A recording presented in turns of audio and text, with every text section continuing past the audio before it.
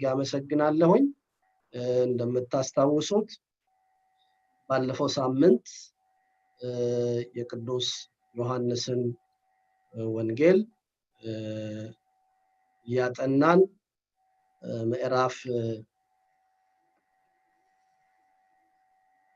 ምዕራፍ አንድን እየተመለከትን ነበር የቆየነው። ትዝ ይላችኋል። ምዕራፍ አንድን ከቁጥር 1 ጀምሮ እየተመለከትን ነበር የሰነበትነው። አሁንም ዛሬ ክፍሉን በማንበብ ነው እንድታስተውሉት የምጀምረው።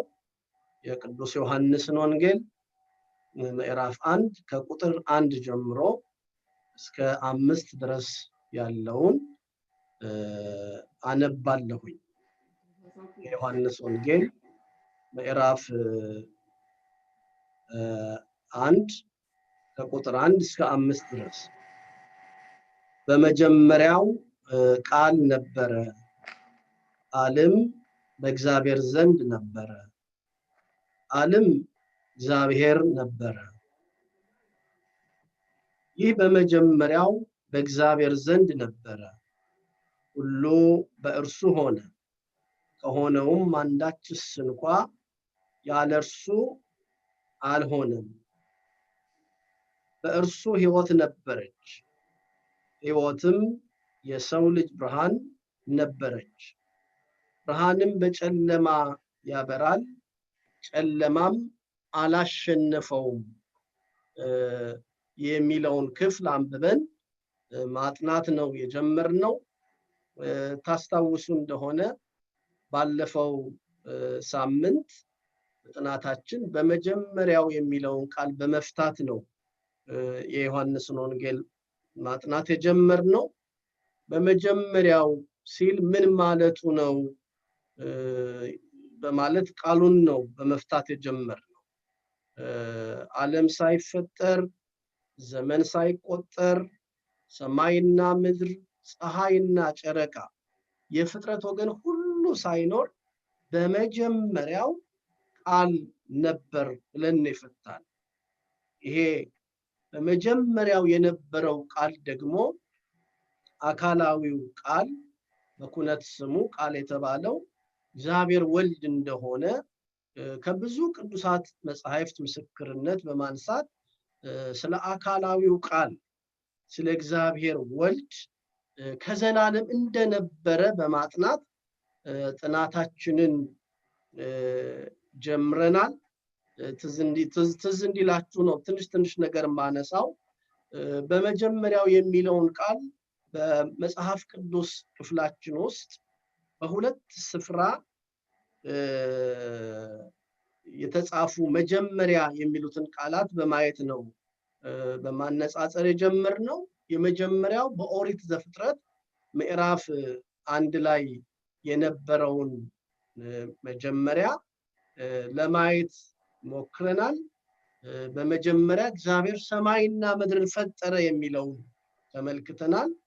ያ መጀመሪያ ያለው ወይም መነሻ ያለው መጀመሪያ እንደሆነ፣ ጊዜን የሚያመለክት እንደሆነ፣ ይኸውም ዕለተ እሁድ የፍጥረት ሁሉ የመጀመሪያው ቀን እንደሆነ በማንሳት በዚህ በዮሐንስ ወንጌል ምዕራፍ 1 ላይ ከተጠቀሰው መጀመሪያው ከሚለው ጋር ግን በፍጹም እንደማይነጻጸር ነበረ ያየነው።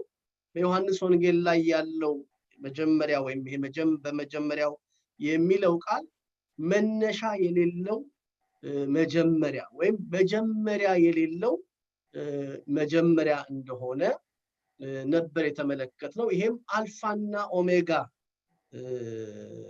ፊተኛና ኋለኛ ማለት እንደሆነ በተለይ ከራእይ ዮሐንስ በርካታ የመጽሐፍ ክፍሎች አንስተን አልፋ ኦሜጋ ማለት አልፋ የፊደል ሁሉ መጀመሪያ፣ ይሄ ኦሜጋ የሚለው ደግሞ መጨረሻ እንደሆነ በማንሳት በእኛ በኢትዮጵያውያኑ ሆሄያት ወይም ደግሞ ፊደላት የመጀመሪያው ፊደል ሀ እንደሚባለው የመጨረሻው ፊደል ደግሞ ፐ እንደሚባለው ከእስከ እንደሆነ ወይም ደግሞ ከዚህ እስከዚህ እንደምንለው ልክ እንደዚህ ሁሉ እግዚአብሔር ወልድ በዘመን የማይያዝ ከጥንት ከዘላለም የነበረ ፍጻሜ ደግሞ የሌለው ለመንግስቱ ለጌትነቱ ለስልጣኑ ዘመን ህልፈት ሽረት እንደሌለበት በማንሳት በመጀመሪያ ቃል ነበር የሚለውን ለመፍታት መጀመሪያ የሚለውን ቃል በመፍታት ነበር ትምህርታችንን የጀመርነው። ከዛ በኋላ ቃል የሚለውን ፊደል ስንፈታ ይሄ ቃል አካላዊ ቃል እንደሆነ ይሄ ዝርው ብትን ያይደለ ቃል እንዳልኳችሁ በትምህርታችን ስላየነው ሁሉንም ነገር በመዘርዘር ጊዜ አልወስድም። በዚህ በሃይማኖተ አበው ላይ ቅዱስ ጎርጎርዮስ ዘቂሳርያ የገለጣቸውን አተርጋኦን የሚባለውን ቃለ መላእክት፣ ቦርፎሪኮን የተባለውን ቃለ ነቢያት፣ አአትሪኮን የተባለውን ቃለ ሰብ የሚባለውን እነኚህን ሁሉ ተመልክተን በእነኚህ በሶስቱ ቃላት ውስጥ ያለው አንድነት እነኚህ አካላዊ እንዳልሆኑ ዝርው እንደሆኑ ተነጋግረን እግዚአብሔር ወልድ ግን ወይም ደግሞ በኩነት ስሙ ቃል ተብሎ የተነገረለት እኔ ባይ እንደሆነ አካላዊ እንደሆነ በማንሳት ይሄንን ሐሳብ መርምረን የቅዱሳት መጻሕፍት ምስክርነትን ለማየት ሞክረን ነበር። በቅዱሳት መጻሕፍት ስለማንነቱ ጌታን በጠየቁት ጊዜ በዚህ በዮሐንስ ወንጌል ምዕራፍ 8 ቁጥር 25 ላይ ከመጀመሪያው ለእናንተ የተናገርኩ እኔ ነኝ በማለት የተናገረውን ቃል ራዕይ 22:13 ላይ እንደምትመለከቱት ያለውን አንስተን ቅዱስ ዲዮስቆሮስም በቅዳሴው ላይ እምቅድመ ዓለም ወእስከ ለዓለም ሃሎ እግዚአብሔር በመንግስቱ እግዚአብሔር በትስልስቱ እግዚአብሔር በመለኮቱ እግዚአብሔር በመንግስቱ ነበረ፣ እግዚአብሔር በሶስትነቱ ነበረ፣ እግዚአብሔር በመለኮቱ ነበር ያለውን ቃል በማንሳት ከሶስቱ አካላት አንዱ የሆነው እግዚአብሔር ወልድ በኩነት ስሙ ቃል የተባለው አካላዊ እንደሆነ ቅዱሳት መጻሕፍትን በስፋት ተመልክተናል።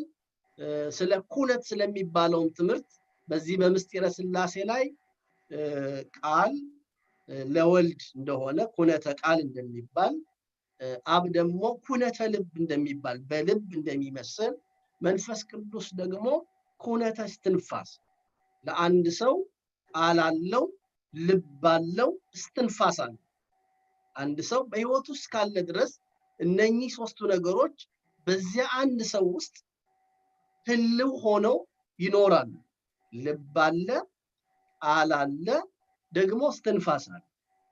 ግን ይሄ በሰው ልብ ያለው ቃል ወይም ደግሞ በፍጡር በሆነው በሰው ልብ ያለው ቃል አካላዊ ቃል የምንለውን ወልድን እንደማይገልጸው በተለይ በምስጢረ ሥላሴ ትምህርት ላይ ሥላሴን ለመግለጥ የምንመስላቸው ምሳሌያት ሁሉ ምሳሌ ዘይሐጽጽ እንደሚባሉ ህጹጽ እንደሆኑ ምሉ እንዳልሆኑ ለማመልከት ያህል ለመረዳት ያህል ብቻ የምንጠቀማቸው እንደሆነ ባለፈው ሳምንት ይሄንንም ተመልክተናል። ከዛ በኋላ የእግዚአብሔር ቃል ወይም ቃል ተብሎ በቅዱሳት መጻሕፍት የተነገሩ የመጽሐፍ ቅዱስ ሐሳቦች ሁሉ አካላዊውን ቃል እንደማይወክሉ ለማሳየት አንዳንድ ነገሮች አይተናል። ለምሳሌ መጽሐፍ ቅዱስ የእግዚአብሔር ሕጉ ትእዛዙ ቃል ተብሎ እንደተጠራ ተነጋግረናል። ሕጉ ትእዛዙ ቃል ተብሎ እንደተጠራ ተነጋግረናል። ሁለተኛ የጌታ ትምህርቱ ራሱ ቃል ተብሎ እንደተጠራ የማቴዎስ 7:24 ላይ ያለው ስለዚህ ቃሌን ሰምቶ የሚያደርገው ሁሉ ቤቱን በአለት ላይ የሰራ ልባምን ሰው ይመስላል የሚለውን በማንሳት ስለ እግዚአብሔር ቃል ተብሎ ለመጠራት ትምህርቱ የጌታ ትምህርቱ ቃል ተብሎ እንደተጠራ ሕጉና ትእዛዙን ቃል ተብሎ እንደሚጠራ እነኚህ ክፍሎች ግን አካላዊ ቃል ስለሆነ ወይም እኔ ባይ ለሆነው ለእግዚአብሔር ወልድ በኩነት ስሙ ቃል ለተባለው ለእርሱ የሚገለጡ ወይም የሚነገሩ እንዳልሆኑ እርሱ ከነዚህ ሁሉ እንደሚለይ እኔ ባይ እንደሆነ አይተን በመጨረሻ ላይ ተመልክተን ያቆምነው እግዚአብሔር ወልድ ስለምን ቃል ተባለ የሚል አንድ ነጥብ አንስተን ነው ያቆምነው። ይኸው ቃል የሚለው ስም የእግዚአብሔርን ወልድ ማንነት የሚገልጽ ነው። ትዝ ይላችሁ እንደሆነ ቃል የሚለው ስም የእግዚአብሔር ወልድን ማንነት የሚገልጽ ነው ካልን በኋላ አንድ ምሳሌ አስቀምጠን ነበር። ሰዎች በውስጣቸው የሚያስቡት ቃል ረቂቅ ሆኖ ሳለ በወረቀት ላይ በቀለም በተጻፈ ጊዜ ግዙፍ ሆኖ ይታያል። ልክ እንደዚሁ በእግዚአብሔር አብ ውስጥ ያለ በህልውና ከአብና ከመንፈስ ቅዱስ ጋር ህልው ሆኖ የነበረው ያለው እግዚአብሔር ወልድ በስጋ ማርያም በተገለጠ ጊዜ የማይመረመረው አምላክ የማይታየው አምላክ እርሱ በመታየቱ ይሄንን ሐሳብ ስለሚገልጥ ቃል ተብሏል የሚል ነጥብ ተመልክተን ያቆምነው። ዛሬም እንደ እግዚአብሔር ፈቃድ በዚሁ ሐሳብ መነሻነት ነው የምንቀጥለው። ዛሬም የምናየው ከዚህ ጋር ተያይዞ የሚነሱ ሁለት ነጥቦችን ነው። ወንጌላዊው ቅዱስ ዮሐንስ ስለ እግዚአብሔር ወልድ ሲናገር ቃል በማለት በኩነት ስሙ ለምን መጥራት አስፈለገው የሚለውን ቅድም እግዚአብሔር ወልድ ማንነት ጋራ የሚመሳሰል ስለሆነ ብለን አንዱን ተመልክተናል። ዛሬም ጨምረን እንመለከታለን። ቀጥሎ የምናየው የእግዚአብሔር ወልድና የእግዚአብሔር መንፈስ ቅዱስ የእግዚአብሔር አብ የእግዚአብሔር ወልድና የእግዚአብሔር መንፈስ ቅዱስ ህልውናን ለመናገር ነው። ህልው ማለት መኖር ማለት ነው። በአንድነት መኖር። ምንም እንኳ ሥላሴን በስም በአካል በግብር ሶስት ብንልም በባህሪ በህልውና አንድ አምላክ ነው የምንለው። ደግሜ ነግራችኋለሁ። ሁላችሁም እንደምታውቁት ምስጢረ ሥላሴ ስንማር ሥላሴን በስም ሶስት እንላለን። አብ ወልድ መንፈስ ቅዱስ ማለታችን ነው። በአካል ሶስት እንላለን። ለአብ ፍጹም አካል ፍጹም መልክ ፍጹም ገጽ አለው እንላለን። በግብር ሶስት እንላለን። አብ ወላዲ ነው፣ ወልድ ተወላዲ ነው፣ መንፈስ ቅዱስ ሰራጺ ነው እንላለን። በዚህ ሶስት ብንል እንኳ ምንም ላጠይቆ አካላት ሶስት ብንል በባህሪ በህልውና አንድ ነው፣ አንድ አምላክ ነው የምንለው። ከዚህ የተነሳ ነው አባቶቻችን ምስጢረ ሥላሴን ሲገልጡ የሚገልጡበት ቃል ልዩ ሶስት የሚል አንድነት ያለበት ሶስትነት፣ ሶስትነት ያለበት ደግሞ አንድነት ነው። ይሄ የማይመረመር ልዩ ሶስት ይባላል። የማይመረመር ልዩ ሶስት ይባላል። አባቶቻችን ሲናገሩ ሥላሴ ኢይትነገር አላ ይትነከር ይላል። ሥላሴ አይነገርም። እኛ የገለጠልንን ያህል ባለቤቱ የገለጠልንን ያህል ሊቃውንት ያስተማሩትን ሊቃውንት ያቆዩትን ያህል ጥቂት እንናገራለን እንጂ እግዚአብሔር የማይደረስ ነው። እግዚአብሔር ተጠንቶ የሚያልቅ አይደለም። እግዚአብሔር ባህሪው ማንነቱ ተጠንቶ ተመርምሮ የሚያልቅ አይደለም፣ የሚደነቅ ነው እንጂ ተደንቀን እጹብ እጹብ ብለን ምንተወው ነው። አባ ሕርያቆስም ምስጢረ ሥላሴን ሊያጠና አየራት ወጣሁኝ እያለ አነዋወሩን ለመመርመር ጥልቅነቱን ለማወቅ አየራት ወጣው አቅቶኝ ተመለስኩ እያለ የእግዚአብሔርን ጌትነቱን ደግሞ ጥልቀቱን አንመርምር የማይመረመር ነው በማለት በማድነቅ አባ ሕርያቆስ እንደገለጠው እኛም ምስጢረ ሥላሴን ስንናገር በመጠን ነው የምንናገረው ማለት ነው። እና በዚህ ክፍል ላይ በመጀመሪያ ቃል ነበር የሚለው ወይም ቃል የሚለውን ሐሳብ ለምንድን ነው የተጠቀመው ወንጌላዊ ወልድ ብሎ ለምን አላለው? ወልድ ብሎ ለምን አላለውም ሲባል አባቶች ብዙ ምስጢር አላቸው። ወልድ ማለት ልጅ ማለት ነው። ቅዱሳን መላእክት እንኳን የእግዚአብሔር ልጆች ተብለው ተጠርተዋል። እኛም በጸጋ የእግዚአብሔር ልጆች ተብለን ተጠርተናል። በእርግጥ የእግዚአብሔር ወልድ ልጅነት የባህሪው ነው። በደንብ ደግሜ ነግራችኋለሁ። አንድን ሐሳብ ደግሜ የምናገረው በልቡናችሁ እንዲሰርጽ ነው። በህሊናችሁ ውስጥ እንዲቀር ነው። በልቡናችሁ እንዲሰርጽ፣ በህሊናችሁ ሰሌዳ፣ በልቡናችሁ ሰሌዳ እንዲጻፍ ነው። የኛ ልጅነት የጸጋ ልጅነት ነው። እኛ በጥምቀት ከእግዚአብሔር ወይም ከስላሴ እንወለዳለን። የስላሴ ልጅ እንባላለን። ይሄ ልጅነት የጸጋ ልጅነት ነው፣ ከእግዚአብሔር የሚሰጥ ነው። የእግዚአብሔር ወልድ ልጅነት ግን የባህሪው ነው። አካል ዘእምአካል ባህሪ ዘእምባህሪ በማይመረመር ረቂቅ በሆነ ልደት እግዚአብሔር ወልድ ከአብ ተወልዷል። ስለዚህ በዚህ ክፍል ላይ ቃል የሚለውን መጠቀም የፈለገው ከብዙ ነገር ለመለየት ነው። ልጅ ብሎ መጠቀም ይችል ነበር።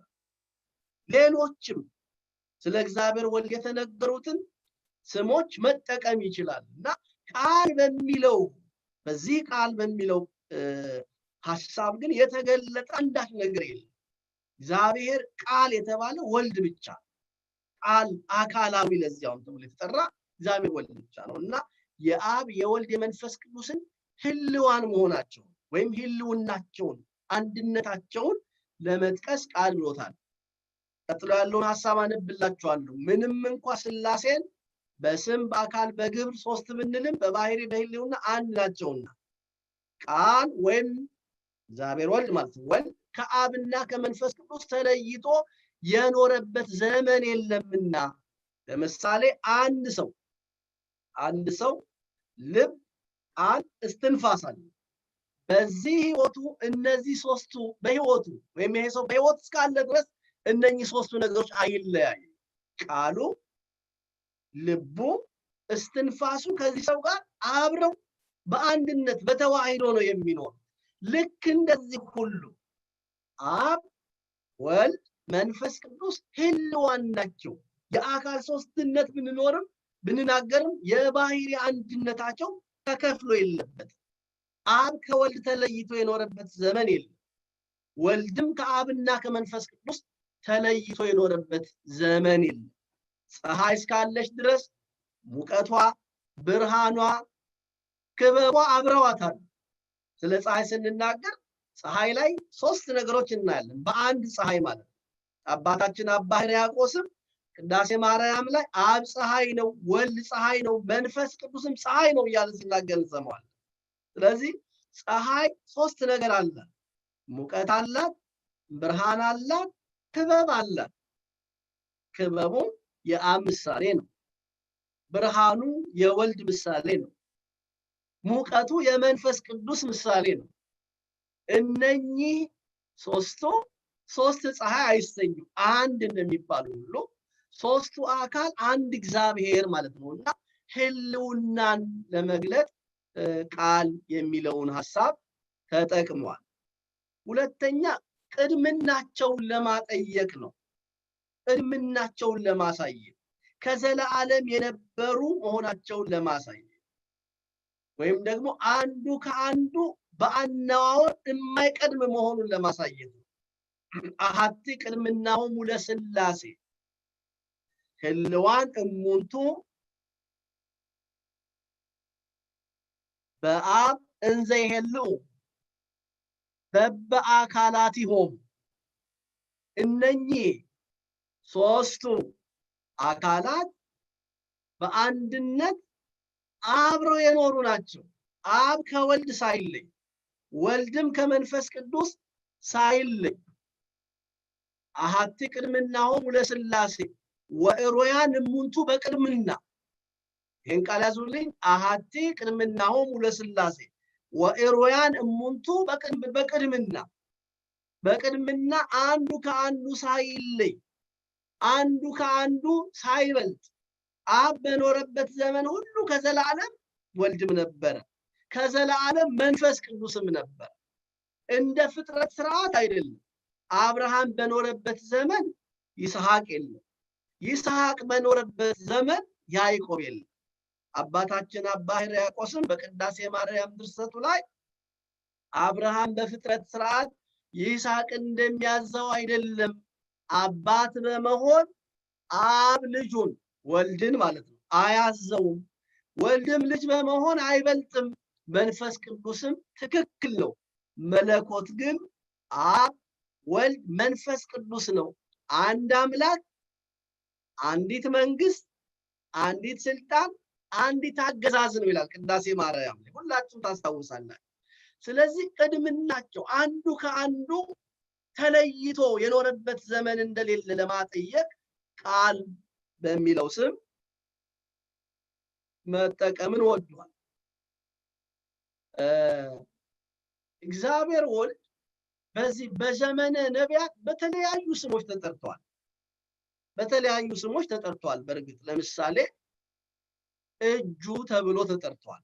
አሁን ቅድም ያየን ያለነው ቃል ተብሎ ለምን ተጠራ የሚለው ቃል ተብሎ ለምን ተጠራ? አንደኛ ህልውናቸው፣ ሁለተኛ ቅድምናቸው ለማስረገጥ ነው። ወንጌላዊው ቅዱስ ዮሐንስ በመጀመሪያው ቃል ነበረ ብሎ የጻፈው ማለት ነው። በዘመነ ነቢያት እዱ ወይም እጁ ተብሏል። የአብ እጁ ተብሎ ተነግሯል። መዝሙር እዚህ መዝሙር 143 ቁጥር 7 ላይ ልበ አምላክ ዳዊት ፈኑ እዴከ እማርያም፣ አቤቱ ከአርያም ክንድህን ላክልን ወይም እጅህን ላክልን ብሎ ጠርቷል። ስለዚህ እጁ ተብሎ ተጠርቷል። በሌላ ክፍል ላይ ደግሞ ክንዱ ወይም መዝራዕቱ ተብሎ ተጠርቷል። እዚህ መዝሙር 76 ቁጥር 15 ላይ እግዚአብሔር ወልድ ቅድም እንዳልኳችሁ ቃል ተብሎ ከተጠራበት ስሙ ውጪ እዱ ወይም እጁ፣ ክንዱ ወይም መዝራዕቱ ተብሎ ተጠርቷል። በዚህ በመዝሙር 76 ቁጥር 15 ላይ ወአድኃንኮሙ ለሕዝብከ በመዝራዕትከ፣ የቅዳሴ ሉቃስ ወንጌል ሲነበብ መርገፉን ታስታውሱታላችሁ። ይህን ቃል እንለዋለን። ዳዊት ግን በዚህ በመዝሙር 76 ቁጥር 15 ላይ ሕዝብህን በክንድህ አዳንካቸው ብሎታል። ሁልጊዜ የምናገረው ትዝ ይላችሁ እንደሆነ የወደቀን ለማንሳት እጅ ከክንድ እንደማይለይ፣ የወደቀን ለማንሳት እጅ ከሰውነት እንደማይለይ እግዚአብሔር ወልድም ከባህሪ አባቱ ከአብ ከባህሪ ሕይወቱ ከመንፈስ ቅዱስ ሳይለይ የወደቀውን አዳም አንስቶታል። በእጅ ሁሉን ይሰራሉ። በእጅ የተሰበረውን ይጠግናሉ። በእጅ የወደቀውን ያነሳሉ። በክንድ የተጨቆነውን ነፃነት ያወጣል። ልክ እንደዚህ ሁሉ የተጨቆነውን አዳም፣ የወደቀውን አዳም፣ የተሰበረውን አዳም እዱ መዝራዕቱ ለአብ የተባለው ወልድ በዚህ ስም የተጠራው ያደረገውን ነገር ለመናገር ወይም የሰራውን ስራ እግዚአብሔር በዘመን ፍጻሜ ይሄ ክንዱ የተባለው ወይም ደግሞ እጁ የተባለው ልጁን ልኮ ያደረገውን ነቢያት አስቀድመው የተናገሩት የመጽሐፍ ቅዱስ ክፍል ነውና ቃል ከሚለው ስም ባሻገር እጁ ተብሎ ተጠርቷል። እግዚአብሔር ወልድ ክንዱ ተብሎ ተጠርቷል። ቀኙ ተብሎ ተጠርቷል። ቀኙ ተብሎ ተጠርቷል። መዝሙር 118 እንድትይዙት ነው ይህን ጥቅስ። መዝሙር 118 ቁጥር 15 ላይ የማነ እግዚአብሔር ገብረት ኃይለ የሚል ቃል አለ። የማነ እግዚአብሔር ገብረት ኃይለ፣ የእግዚአብሔር ቀኝ ታላቅ ነገር አደረገች ወይም ኃይልን ታደርጋለች ይላል። የአብ ቀኙ ተብሏል። ስለዚህ የማነ እግዚአብሔር ወይም የማኑ ቀኙ የተባለው እግዚአብሔር ወልድ ያደረገውን ቸርነቱን፣ ኃይሉን፣ ታላቅነቱን ለመግለጥ ሌላው ልጁ ተብሎ ተጠርቷል። በብሉይ ኪዳን ዘመን ልጁ ተብሎ ተጠርቷል። ምክንያቱም ልጅነቱ ከዘለዓለም ነው። እግዚአብሔር አብ አካል ዘእምአካል ባህሪ ዘእምባህሪ ከዘላለም ተወልዷል። ሁለተኛው ልደቱ ነው። ምክንያቱም ቤተክርስቲያናችን ነአምን ክሌተ ልደታት ትላለች። ለወልድ ሁለት ልደት እንዳለው እናምናለን። አንደኛው ልደቱ ከዘላለም የነበረው ዘመን የማይቆጠርለት አካል ዘእምአካል ባህሪ ዘእምባህሪ የሆነው። ሁለተኛው ልደቱ ከድንግል ማርያም የተወለደው። ስለዚህ ልጁ ወይም ወልዱ ተብሎ ተዘርቷል። እዚህ መዝሙር 109 ወይም በቅንፍ ውስጥ 110 ቁጥር 3 ላይ ወለድኩከ እምከርስ እምቅድመ ኮከበ ጽባ፣ ከአጥቢያ ኮከብ አስቀድሞ ከዘመናት ፍጥረት ሳይፈጠር ወለድኩህ ብሎ ተናግሮለታል እና በእነኚህ ሁሉ ስሞች ተጠርቷል። ግን ቃል የሚለውን የተጠቀመበት ትልቁ መንገድ የአብ የወልድና የመንፈስ ቅዱስ የሶስቱን አካላት አንድነታቸውን በስልጣን በቅድምና አንድ መሆናቸውን ለማጠየቅ ለማስረዳት ቃል የሚለውን ሐሳብ ወይም ደግሞ ስም የኩነት ስም ተጠቅሟል ማለት ነው ወንጌላዊው ቅዱስ ዮሐንስ። ይሄን ካለ በኋላ በመጀመሪያው ቃል ነበረ ካለ በኋላ ቃልም እግዚአብሔር ነበረ። አያችሁ ከሌላው ቃል ሲለየው ከትናንት ወዲያ ካየናቸው አተርጋውን ቦርፎሪኮን እያል አአትሪኮን እያል ቃለ መላእክት ቃለ ነቢያት ቃለ ሰብ እያልን ከጠራናቸው ሲለይ ይሄ ቃል ማን ነው? አካላዊ ነው አለና እንደገና ደግሞ ማን ነው? እግዚአብሔር ነው። ቃልም እግዚአብሔር ነበረ። እንዴት ደስ ይላል! እንዴት ደስ ይላል! እንዴት እንደሚገባቸው አሁን እውነቴን ነው ምላችሁ። ይሄን የሰማችሁ ይሄን የተረዳችሁ ሰዎች እግዚአብሔር ማን እንደሆነ የመጽሐፍ ቅዱስ ትልቁ በጣም ብዙ ሐሳቦችን የነገረ መለኮት ጥልቅ ሐሳቦችን የያዘ የዮሐንስ ወንጌል ይሄን የተረዳ ሰው ሌሎች የመጽሐፍ ቅዱስ ሐሳቦችን ለመረዳት ብዙ አይቸገር። ስለዚህ ልባችሁን አስፍታችሁ ሊናችሁን አንቅታችሁ በኋላም እየገባችሁ እየደጋገማችሁ ይሄንን መልእክት በማድመጥ ነገሩን እንድታስተውሉ እግዚአብሔር ያብራላችሁ። እግዚአብሔር ያብራልን፣ ይግለጥልን። እግዚአብሔር ካረዳም በቀር አንረዳውም። እግዚአብሔር እና አባ ጊዮርጊስ እና አባ ሕርያቆስ ሌሎቹ ቅዱሳን አባቶቻችን እግዚአብሔር አብርቶላቸው አብርሆቱን ሰጥቷቸው እነሱ የተረዱትን አባቶቻችን ለኛ ዘመን አደረሱ። እኛ ደግሞ ለሚቀጥለው ትውልድ ማድረስ አለብን እና አንዳንድ ጊዜ እንደው የስንፍና እንደው ይከብደኛል እንዴት እረዳዋለሁ እያል ሳናውቀው ሳንማረው ሐሰተኛ መምህራን መጥተው አንድ ነገር ሲሉን ልንታለል እኮ ነው ወዳጆች። እውነቴን ነው የምላችሁ። ይሄ በተለይ በዮሐንስ ወንጌል ምዕራፍ 1 ከቁጥር 1 እስከ 3 ድረስ ባለው ትምህርት ብዙ መናፍቃን ተረድተዋል። እነ መቅዶንዮስ በዚህ ትምህርት ተረድተዋል። እነ አርዮስ በዚህ ትምህርት ተረድተዋል። እነ ማኒ በዚህ ትምህርት ተረድተዋል። ሌሎችም መናፍቃን በዚህ ትምህርት ተረድተዋል። ይሄ ትምህርት በጣም ጠንካራ ነው። በዚህ ሐሳብ ቃል ብዙ አባቶቻችን ይህን ተርጉመው መናፍቃንን በአፍ በመጽሐፍ ተከራክረው አሳፍረዋል። ስለዚህ ይሄን ማወቅ የእውቀት ሁሉ አስኳል ነው። እውነቴን ነው የምላችሁ። ዮሐንስ ወንጌል ማወቅ የእውቀት ሁሉ አስኳል ነውና ነቃ ብላችሁ ልባችሁን አስፍታችሁ እንድትሰሙ አሁንም በእግዚአብሔር ፍቅር እመክራለሁ። አሁን እያየን ያለነው ሁለተኛውን ሐሳብ ነው። በመጀመሪያው ቃል ነበር የሚለው አይተናል። አሁን ማናልን? ቃልም በእግዚአብሔር ዘንድ ነበረ። ቃልም በእግዚአብሔር ዘንድ ነበረ። መጽሐፍ ቅዱሳችሁን አውጡ። በመጀመሪያው ቃል ነበረና ቃልም በእግዚአብሔር ዘንድ ነበረ። ይህ ማለት ይላል ቃል ወይም ወልድ ከእግዚአብሔር አብ ጋራ ከእግዚአብሔር መንፈስ ቅዱስ ጋራ በአንድነት በተዋህዶ ይኖራል ማለት ነው። በእግዚአብሔር ዘንድ ነበረ። ቅድም እንዳልኳችሁ በአንድነት ከዘላለም መኖሩ እሱ እግዚአብሔር መሆኑ ቅድም እንዳልነው እንደው ከንጉስ ዘንድ ተጠግቶ እንደሚኖር ከመምህሩ ዘንድ ተጠግቶ እንደሚኖር ተማሪ አይደለም። እርሱ ራሱ ማን ነው? ቃልም እግዚአብሔር ነበረ። ከእግዚአብሔር ዘንድ ነበረ ያለውን በኋላ እግዚአብሔር ነበረ ብሎ ይነግረናል። ይሄ ከእግዚአብሔር ዘንድ መኖር የጥገኝነት አይደለም፣ የእግዚአብሔርነቱን ከዘላለም መኖሩን ነው። በማይሰፈር ዘመን ዓለማትን ሁሉ የፈጠረ መሆኑን ለማጠየቅ ቃልም በእግዚአብሔር ዘንድ ነበረ፣ ቃልም በእግዚአብሔር ዘንድ ነበረ፣ ከአብና ከመንፈስ ቅዱስ ጋር የነበረ መሆኑን ለመናገር ማን? ቃል። አብ ይላል ቀጥሎ አንብባችሁት ከሆነ በስሙ በማን ስሙ? አብ ወይም አባት በሚለው ስሙ፣ በግብሩ ግብሩ ምንድነው? ወላዲነቱ። አብ ስሙ አባት ነው፣ ግብሩ ደግሞ መውለድ ነው። ማንን? ወልድን ይወልደዋል።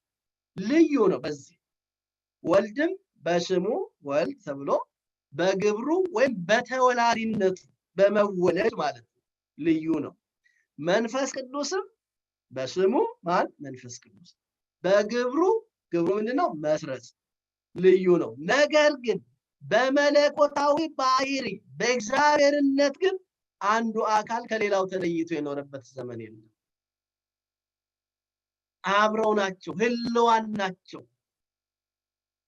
አሐቲ ቅድምናሆሙ ለሥላሴ እያልን ቅድም ያየነው ቅድምናቸው፣ ዘላለማዊነታቸው አብ ወልድ መንፈስ ቅዱስ አንድ አምላክ፣ አንዲት መንግስት፣ አንድ ስልጣን፣ አንድ አገዛዝ ነው ያለው ሥላሴ። ስለዚህ በእግዚአብሔር ዘንድ ነበረ አለ።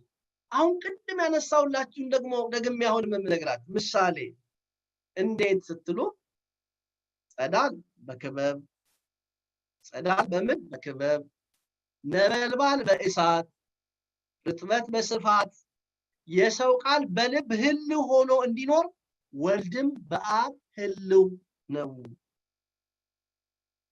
ያችሁ ጸዳል ማለት ብርሃን ማለት ነው። የምን?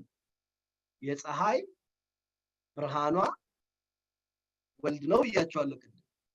ከክበቡ አይለይም፣ ከአካሉ ወይም ከክበቡ ከቅርጹ አይለይም፣ አይወጣም። ከዛ ካለ ከወልድ አብ አማን አብ ከአብ ተለይቶ አልኖርም። ይሄ በጸዳል የተመሰለው ወይም በብርሃን የተመሰለው ወልድ ከአብ ተለይቶ የኖረበት ዘመን የለም። ነበልባል በእሳት በእሳቱ እንጨት ሊሆን ይችላል፣ ሳር ሊሆን ይችላል።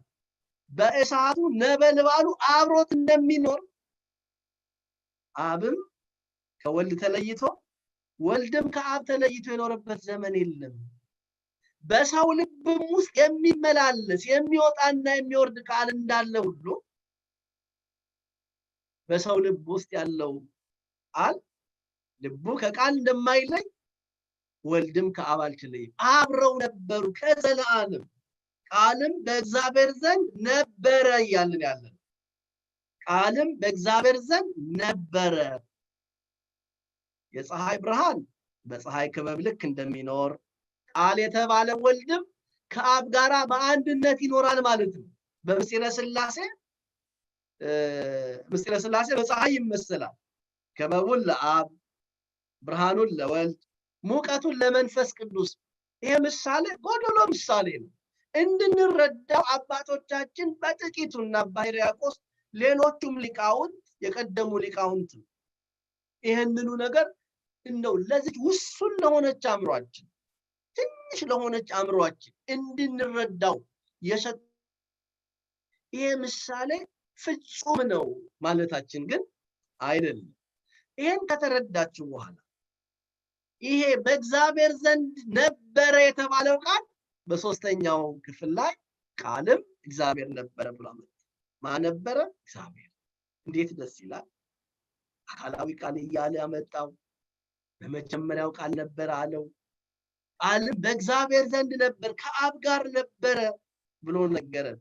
አረ ከአብ ጋር መኖር ብቻ አይደለም፣ ከጌታው ጋር እንደሚኖር ሎሌ አይደለም። ራሱ ምንድነው? ጌታ ነው። ራሱ እግዚአብሔር ነው። ራሱ ፈጣሪ ነው። ከመምህሩ ተጠግቶ እንደሚያስተምር ደቀ መዝሙር አይደለም። ራሱ ምንድነው? እግዚአብሔር ነው። ስለዚህ ቃልም እግዚአብሔር ነበር አለ። እንዴት ደስ ይላል! ቃልም እግዚአብሔር ነበር። ስለዚህ ቃል የተባለው እግዚአብሔር ነው እያለ ነው ወዳጆች። ቃል የተባለው እግዚአብሔር ነው። እግዚአብሔር ነው። እንዴት ደስ ይላል! እየተረዳችሁ እንደሆነ አምናለሁ። እያስተዋላችሁ እንደሆነ አምናለሁ። እንደው አሁንም ደጋግሜ በፍቅር ለምናችኋለሁ። ይሄን አስተውላችሁ የተረዳችሁ እንደሆነ ይሄን አስተውለን የተረዳን እንደሆነ ሁሌ አብረን ይሄንን እኔም ከእናንተ ጋር እየተማርኩ አባቶቻችን በተለያዩ ቅዱሳት መጻሕፍት ያስቀመጡትን ያኖሩትን በትርጓሜ ወንጌል ያስቀመጡትን በሃይማኖተ አበው አባቶቻችን ሰለስቱ ምዕት የጻፉትን ይሄንን ሁሉ አብረን እያጠናን ከሄደ ትንሽ ለእግዚአብሔር ነው ሰው ስለሚያመልከው አምላክ በደንብ ካወቀ ጌታውን ያወቀ ጌታው እንዴት ታላቅ እንደሆነ ያውቃል። ጌታው ታላቅ ከሆነ ደግሞ ያ ጌታው እንዴት ያለ ክብር እንዳዘጋጀለት ይረዳል። እና ባቱን ሰፋ አድርጎ በመጀመሪያው ቃል ነበረ አየን፣ ቃልም በእግዚአብሔር ዘንድ ነበር አየን፣ ቃልም እግዚአብሔር ነበረ።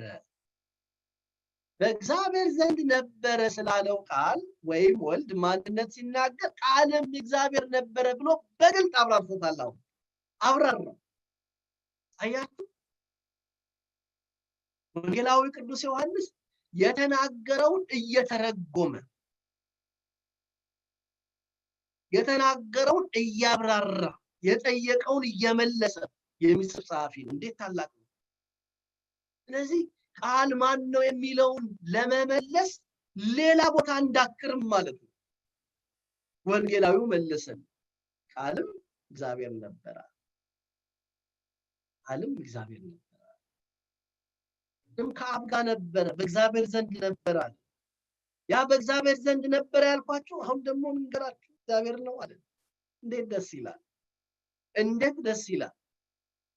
እግዚአብሔር የሚለው ስም የአብ የወልድ የመንፈስ ቅዱስ የአንድነት ስም። እግዚአብሔር የሚለው ስም የአብ የወልድ የመንፈስ ቅዱስ የአንድነት ስም። በዚህ ስም አብ ወልድ መንፈስ ቅዱስ በተናጥልም ሆነ በጋራ ተጠርተውበታል። እንዴት ላስረዳችሁ? በተናጥልም ሆነ በጋራ ተጠርተዋል እግዚአብሔር በሚለው ስም። ይሄንን ስም በሶስት ቦታ በቃላት በመሰንጠቅ ስላሴን እንደሚገልጽ አባቶች ይናገራሉ። እግዚ የሚለውን ለብቻ ጌታ በማለት አብ የሚለውን አባት ወይም እግዚአብሔር አብ የሚለውን እንዲወክል አድርገው እግዚ አብ ሄር የሚለውን ደግሞ ቸር የተባለው መንፈስ ቅዱስ እግዚአብሔር የሚለውን እንደዚህ ይፈቱታል። አንዳንዴ ደግሞ በሁለት ቦታ ሰንጥቀው እግዚአብሔር ማለት የዓለም ሁሉ ጌታ፣ ብሔር የሚለው ሀገር ዓለም የሀገር የዓለም ሁሉ ጌታ እግዚአብሔር። እግዚ ማለት ጌታ ማለት ነው።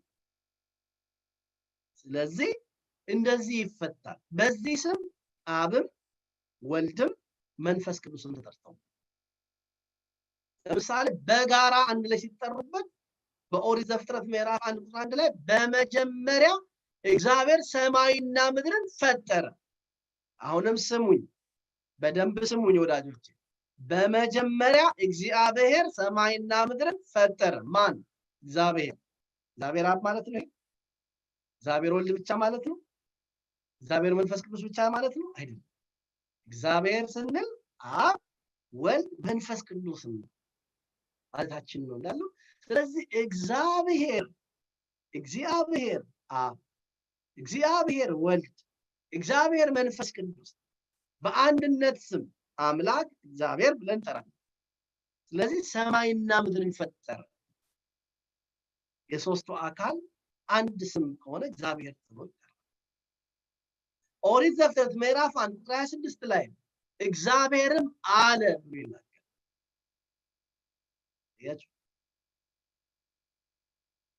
ስለዚህ እግዚአብሔር የአንድነት ስም ነው። ይሄ በጋራ አብ ወልድ መንፈስ ቅዱስ ነው። በተናጥል ደግሞ አብ እግዚአብሔር ብቻ ተብሎ ተጠርቷል። አብ ራሱ እግዚአብሔር ተብሎ ተጠርቷል። አብ ራሱ ማን ተብሎ ተጠርቷል? እግዚአብሔር ተብሎ ተጠርቷል። በዚህ በዮሐንስ ወንጌል ምዕራፍ 3:16 ላይ እግዚአብሔር አንድያ ልጁን እስኪሰጥ ድረስ ዓለሙን እንዲሁ ወዷል የሚል ቃል እናገኛለን። እግዚአብሔር አንድያ ልጁን እስኪሰጥ ድረስ ዓለሙን እንዲሁ ወዷል። ምን ማለት ነው? እግዚአብሔር አብ ማለት ምኑን የሰጠ? አንድያ ልጁን የሰጠ። ስለዚህ እግዚአብሔር አንድያ ልጁን እስኪሰጥ ድረስ የተናገረለት ለማን ነው? ለአብ። በተናጠል ተጠርቶበታል ማለት ነው። በሐዋርያት ሥራ ምዕራፍ 5 ላይ ደግሞ መንፈስ ቅዱስ እንደዚሁ እግዚአብሔር ተብሎ ተጠርቶ እንመለከታለን። እና በዚህ ቃልም እግዚአብሔር ነበረ በሚለው ሐሳብ ቤተክርስቲያን ብዙ መናፍቃንን ረድታለች ብዬ ቀድሜ ነግሬያችኋለሁ። ለምሳሌ አርዮስ በዚህ ትምህርት ተወግዟል። አርዮስ ወልድ ፍጡር ነው ብሎ የሚያምን ወልድ ፍጡር ነው ብሎ አርዮስ ሲያምን ከመቤታችን ስጋን በነሳ ጊዜ ወይም የፈጠረውን ስጋ አምላክ በተዋሃደ ጊዜ ማለቱ አይደለም።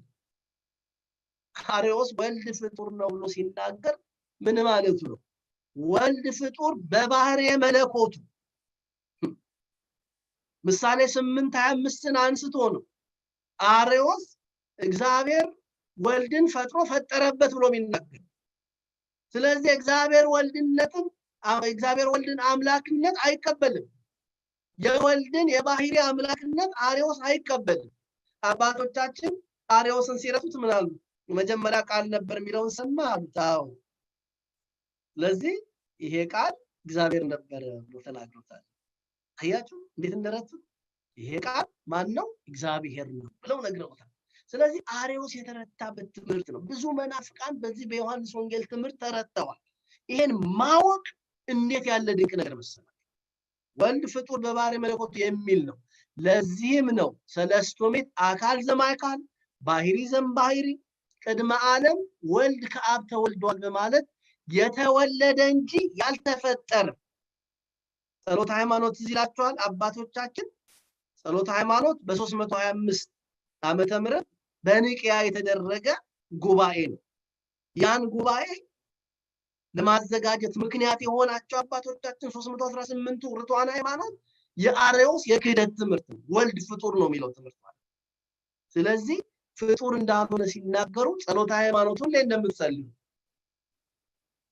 ሁሉም በፈጠረ አንድ አምላክ በሚሆን በእግዚአብሔር አብ እናምናለን። ሰማይና ምድር የፈጠረ የሚታየውና የማይታየውን ዓለም ሳይፈጠር ይችን ያዙልኝ።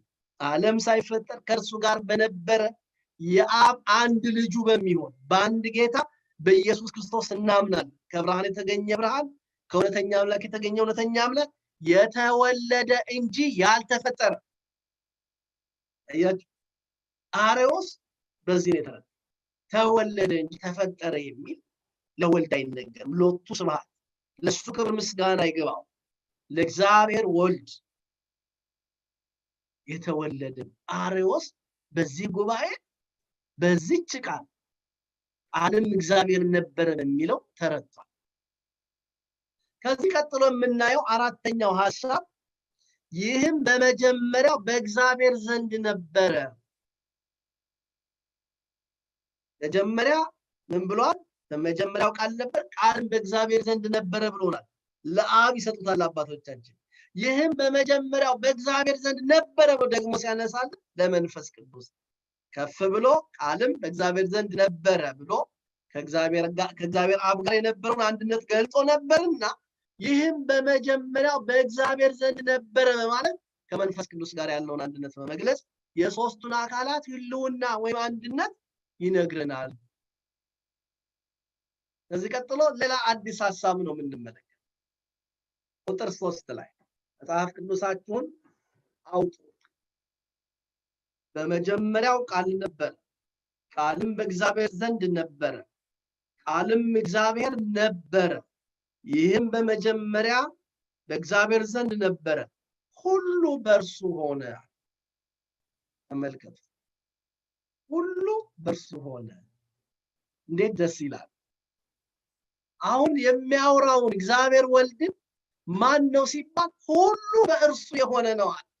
መጀመሪያ ቃል አለው፣ ቀጥሎ በእግዚአብሔር ዘንድ ነበር አለን። በደንብ አብራራልንና ግልጽ አደረገልንና ቃልም እግዚአብሔር ነበር ብሎ ነገር። ይሄ እግዚአብሔር ነበር ያለው ቃል ወይም እግዚአብሔር ወልድ ሁሉን የፈጠረ ነው። እነ አርዮስ እንደሚሉት አይደለም። እሱ ፈጣሪ ነው። ፍጥረትን ሁሉ ያስገኘ ነው። ሁሉ በእርሱ ሆነ ብሎ ብቻ እኮ ያበቃል። ዝቅ ብሎ ስለምናየው ነው። ሁሉ በእርሱ ሆነ ካለ በኋላ ከሆነው አንዳችስ እንኳ ያለ እርሱ አልሆነ። አንዳችስ እንኳ ያለ እርሱ አልሆነ። ስለዚህ የፍጥረት ሁሉ ፈጣሪ ነው ማለት ማን? እግዚአብሔር ወልድ ፍጹም ሰው ወደ ሆነበት ትምህርት ልመጣ ነው። ኢየሱስ ክርስቶስ የምንለው ይሄ ስጋዊ ስም ስለሆነ ማለት ነው። አሁን ኢየሱስ ክርስቶስ እያልኩ አልጠራም፣ አልናገርም አሁን ማለት ነው። ምክንያቱም ስመ ስጋዌ ነው። ቃል ስጋ ሆነ ካል በኋላ በስመ ስጋዌ እናወራለን። ወደታች ቁጥር 14 ላይ ስንደርስ ቃል ስጋ ሆነ ስለሚለን ማለት ነው። ሁሉ በእርሱ ሆነ። ከላይ የቃልን ወይም የወልድን አምላክነት ዘላለማዊነት ከገለጸ በኋላ ሁሉ በእርሱ ሆነ በማለት ሁሉ በእርሱ አምላክነት፣ በእርሱ ምንነት፣ ሁሉ በእርሱ አምላክነት፣ ሁሉ በእርሱ ችሎታ፣ ሁሉ በእርሱ ስልጣን ተፈጠረ አለ።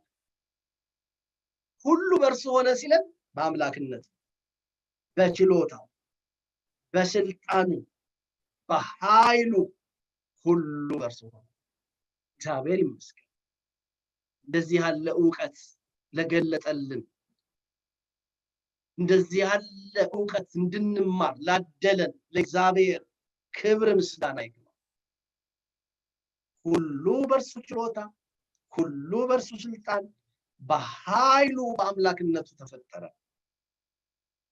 ሆነ የሚለው ቃል ሁሉ በእርሱ ምን አለ? ሆነ። ከኔ ጋር እያወራችሁ እንድትማሩ ነው ፈልገው። በየቤታችሁ ብቻችሁ ልትሆኑ ትችላላችሁ። ምናልባት እኔ እንደው በስጋውን አትመለከቱኝ ይሆናል፣ ግን ከቃሉ ጋር አሁኑ፣ ከመጽሐፉ ጋር አሁኑ። እኔ ሳወራ ከኔ ጋር አሁኑ፣ አጫውቱት ቃሉ፣ አነጋግሩት ቃሉ። ሆነ ሁሉ በእርሱ ይልና ሆነ። ሆነ የሚለው ቃል ተፈጠረ፣ ተዘጋጀ፣ ተደረገ፣ ተሰራ በሚሉት ቃል ይተካል ወይም ይወከላል። ለምሳሌ ሆነ የሚለውን ተፈጠረ፣ ሆነ የሚለውን ተዘጋጀ፣ ሆነ የሚለውን ተደረገ፣ ሆነ የሚለውን ተሰራ። በእነኚህ ቃላት መናገር እንችላለን። መለወጥንም ያመለክታል። የቃናው ውሃ ወይን ጠጅ ምን አለ? ሆነ ሲል ተለወጠ ማለት ነው። ድንጋዩ ዳቦ ሆነ ሲባል ተለወጠ። በዚህ ክፍል ላይ ግን ምንን ሆነ የሚለው መደረግን፣ መሰራትን፣ መፈጠርንም ያመለክታል። በእርሱ ሆነ ሲል ተደረገ፣ ተፈጠረ፣ ተሰራ፣ ተከናወነ የሚል ፍቺ ይኖረዋል። ይህን የምናስረዳው መጽሐፍ ቅዱስን ጠቅሰን ኦሪት ዘፍጥረት ምዕራፍ 1 ቁጥር 3 ላይ እግዚአብሔር ብርሃን ይሁን አለ፣ ብርሃንም ሆነ። እግዚአብሔር ብርሃን ይሁን አለ፣ ብርሃንም ሆነ። ሆነ ማለት ተፈጠረ፣ ተገኘ ማለት ነው። ያስገኘ የፈጠረ ማን ነው? እግዚአብሔር ነው። በቃሉ ፍጥረታትን የፈጠረ ማን? አካላዊው ቃል። ሰማያት በእግዚአብሔር ቃል ጸኑ የተባለ፣ ሰማዮች በእግዚአብሔር ቃል ጸኑ የተባለ፣ ሰማዮችን ሁሉ በቃሉ ያጸና በወልድ ቃልነት ነው የጸና። እርሱ ብሏልና ሆኖም እርሱ አዝዟልና ተፈጠሩም ይላል። አያችሁ አሁን ይህ መዝሙር 148 ቁጥር 5 ነው። እርሱ ብሏልና ሆነ፣ በነጠላ አንቀጽ አንብቡ። እርሱ አዟልና ተፈጠረ፣ ሆነ ያለውን ሲተረጉመው ተፈጠረ። ሁሉ በእርሱ ሆነ የሚለው ቃል ለአርዮስና ተረፈ አርዮሳውያን መልስ። ምክንያቱም ሁሉ በእርሱ ሆነ ካለ እርሱ ከፍጥረት ሁሉ በፊት የነበረ መሆኑ፣ እርሱ የፍጥረት ሁሉ ባለቤት እንደሆነ፣ እርሱ ሁሉን ያስገኘ ነው። አርዮስ እንደሚለው አይደለም። አርዮስ ተሰነካክሎ የወደቀው የእግዚአብሔርን ወልድ ወይም ቃል የተባለውን ከዘላለም አምላክ መሆኑ አለማወቁ አንድ ጊዜ ሳተ፣ በዚህ ትምህርት ጠፋ። እኛ አባቶች ይሄንን አርዮስን ሲያወግዙ ይሄ የዮሐንስን ወንጌል ጠቅሰው ነው። ጸሎተ ሃይማኖት ላይ ትዝ ይላችኋል። ሁሉ በእርሱ ሆነ፣ ከሆነው አንዳችስ እንኳን እርሱ ፈቃድ አንዳች አልሆነም፣ በሰማይም ካለው በምድርም ካለው እያልን የምንጸልይ እንዴት ደስ ይላል! እንዴት ይገባል! ስለዚህ ሁሉ በእርሱ ሆነ በሚለው ቃል አርዮስ ተረድቷል። አርዮስ ብቻ አይደለም። ይሄ ግኖስቲክ የሚባሉ ወይም ግኖስቲኮች የሚባሉ መዳን በእውቀት ነው ብለው የሚያምኑ ናቸው። ግኖስቲኮች መዳን በእውቀት ነው ብለው ነው የሚያምኑት። ሰው ለመዳን የሚያበቃው እውቀት ነው ብለው ግኖሲስ ይባላል። በዚህ በጽሩ ወይም ግሪክ ቋንቋ እውቀት ማለት ነው ግኖሲስ ማለት። ስለዚህ አንድ ሰው ነው በእውቀት ነው ብለው ትምህርታቸው ግኖስቲሲዝም ነው የሚባለው። የፍልስፍና ሰዎች ናቸው፣ የጥበብ ሰዎች ናቸው። እና አርጌንስ የሚባሉ ሌሎችም ሰዎች ይህን ትምህርት ሲያስተምሩ የነበሩ ነበርና እነሱ ስለ ፍጥረት ሲናገሩ ምን ይላሉ? ደግ ደግ የሆነውን ነገር ሁሉ የፈጠረው ደግ አምላክ ነው ብለው ነው። ደጉ አምላክ ደግ ደጉን ሲፈጥር፣ ክፉ አምላክ ደግሞ ክፉ ክፉን ነገር ፈጠረው። ለምሳሌ የምትጠሉትን ነገር በምድር ላይ ስትነገር በጣም የምትጠሉት ከእንስሳት ሊሆን ይችላል፣ ከአራዊት ሊሆን ይችላል። ከተፈጥሮ አንድ የምትጠሉትን ነገር ይሄን ክፉ አምላክ የፈጠረው። ክፉም ይሁን ደጉ የተፈጠረው ሁሉ ግን በማን? ሁሉ በእርሱ ሆነ፣ ከሆነው አንዳችስ እንኳ ያለ እርሱ አልሆነም። በምድር ላይ ያለ የሚኖረው ሁሉ የተፈጠረው እግዚአብሔር ወልድ ወይም ቃል በተባለ አሁን ስለሱ ያወራን ስለሆነ ያለ ነው። እግዚአብሔር ነው የተፈጠረው። መጽሐፍ ቅዱስ ዕብራውያን ምዕራፍ 11 ቁጥር 3 ላይ ዓለሞች በእግዚአብሔር ቃል እንደተዘጋጁ እናምናለን የሚል ቃል። ዓለም ሁሉ የተዘጋጀው በእግዚአብሔር ነው። እግዚአብሔር ነው። ቆላስይስ 1:17 ላይ ይሄ ቃል በኋላ ሁሉ በእርሱ ሆነ ተብሎ የተነገረለት እግዚአብሔር ነበር ብሎ የተናገረለት ወይም እግዚአብሔር መሆኑን የመሰከረለት ቃል የሁሉ ፈጣሪ መሆኑን ሲናገር ቆላስይስ 1:17 ላይ ሁሉ በእርሱና ለእርሱ ተፈጥረዋል፣ እርሱ ከሁሉ በፊት ነው፣ ሁሉ በእርሱ ተጋጥሟል። ሁሉ በእርሱ ተጋጥሟል። እንዴት ደስ ይላል! እንዴት ደስ ይላል! ይሄንን ያክል ከተረዳ፣ ይሄንን ያክል ከተገነዘብን ሳምንት ሌላውን ነው የምናየው። እዚህ አንደኛ ቆሮንቶስ ምዕራፍ 8 ቁጥር 6 ላይ ሁሉ በእርሱ በኩል የሆነ እኛም በእርሱ በኩል የሆንን አንድ ጌታ ኢየሱስ ክርስቶስ አለን ይላል። በደንብ ስሙት፣ የመጨረሻ ጥቅሴ ነው። ምናልባት እዚህ ላይ አልሰፈረም። ሁሉ በእርሱ በኩል ሆነ እኛም በእርሱ በኩል ሆንን አንድ ጌታ ኢየሱስ ክርስቶስ አለ። ሁሉ በእርሱ በኩል የሆነ እኛም በእርሱ በኩል የሆንን አንድ ጌታ ኢየሱስ ክርስቶስ አለ። ሁሉ በእርሱ የሆነ፣ ሁሉን የፈጠረ፣ ሁሉን ያዘጋጀ፣ ሁሉን የሰራ እርሱ ነው። ክብርና ምስጋና ለእርሱ ይሁን። ስልጣንና ጌትነት ለእሱ ይሁን። አምልኮና ውዳሴ፣ መዝሙር፣ እልልታ ለእሱ ይሁን። እሱ የፍጥረት ሁሉ ፈጣሪ፣ ፍጥረትን ሁሉ ያስገኘ፣ ፍጥረትን ሁሉ የፈጠረ፣ ፍጥረትን ሁሉ የሚመግብ እሱ ነው እና ለሱ ክብር ምስጋና ይግባው። አስተምሮናል፣ መክሮናል። በሚቀጥለው ሳምንት ከዚህ ሐሳብ በመነሳት እንቀጥላለን።